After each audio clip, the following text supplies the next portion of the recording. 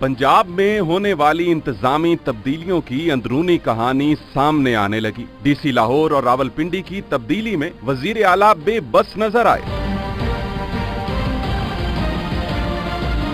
पहली तब्दीली रावलपिंडी के डीसी को हटाकर की गई, जहां डीसी फैसलाबाद को डीसी रावलपिंडी लगाए जाने का नोटिफिकेशन जारी किया गया। पंजाब में डेंगू के सबसे ज्यादा केसेस रावलपिंडी में, जबकि दूसरे नंबर पर फैसलाबाद में सामने आए। यहाँ सवाल ये है कि जो शख्स फैसलाबाद में डेंगू की रोकथाम में नाकाम रहा, वो रावलपिंडी में कैसे कारकर्दगी दिखाएगा? जबकि दूसरी तब्दीली लाहौर में तैनात डीसी सालिहा सईद को हटाकर अमल में लाई गई। उन पर डेंगू के कंट्रोल में नाकामी का एतराज लगाया गया, जबकि हकीकत ये है कि पंजाब के आबादी के लिहाज से सबसे बड़े जिला में डेंगू के केसेस की तादाद तीसरे नंबर पर है।